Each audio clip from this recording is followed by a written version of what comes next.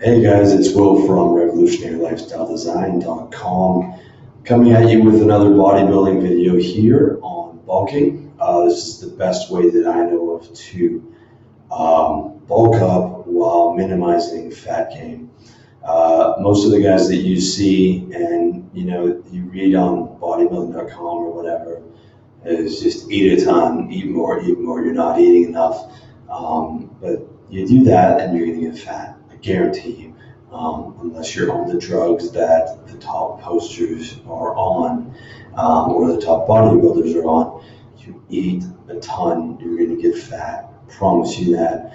I've been through that cycle at least 3 or 4 times of bulking up, getting fat, putting on some muscle, coming down, losing the majority of that muscle.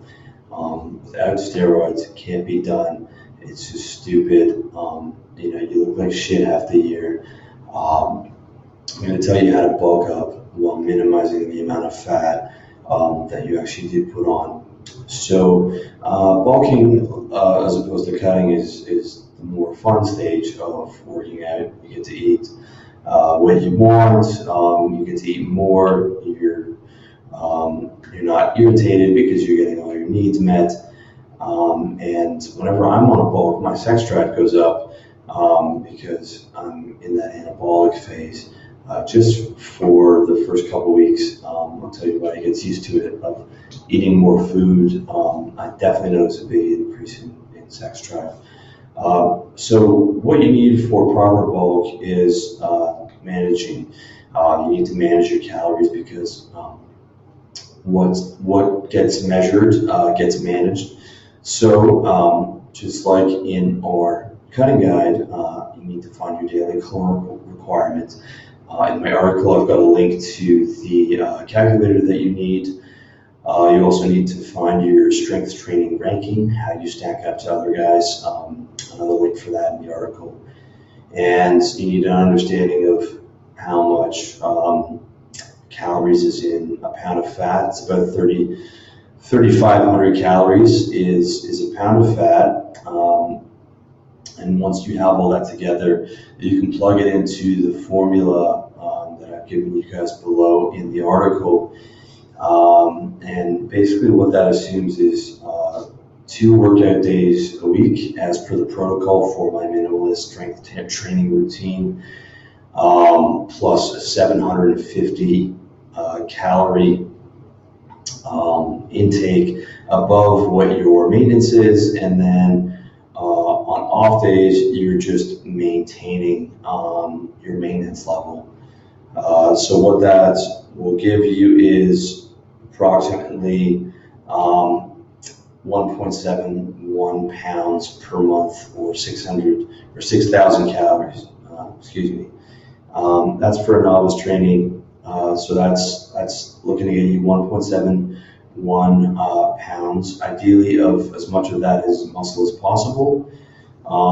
For an intermediate trainee, the formula in the article is 1.4 pounds of muscle, ideally, most of that is muscle. And for an advanced or elite guy, it's 0.5 pounds. And for an advanced elite guy, you're eating, it's only, 218 calories in excess on those on days, because as you move from novice to intermediate to advanced, you gain a lot less because you're that much closer to being maxed out genetically, unless you're going to take supplements to enhance that. That's a whole different post that I'm going to get to on, how to use pro hormones and stuff like that, which is a legal steroid. I'm actually on a cycle right now. But if you're a natural trainee, you want to eat a lot less. The higher up you go in terms of, from novice to intermediate to advanced, because you, one, can't gain that much because you're closer to your genetic potential. And 2, your gains are so much slower. Like if you can break plateaus twice a month on the major lifts, you're doing very well as an advanced guy. A lot of the time you'd be at the gym and you break a plateau once a month in advance. And advanced guy, you might only be putting on 2 pounds a year.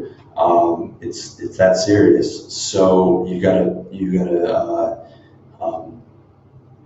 use the calories accordingly to where you are as a lifter.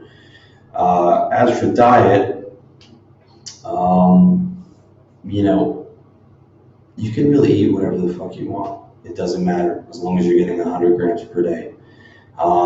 Whether you want to be healthy is up to you. Of course, the healthier you are, the better.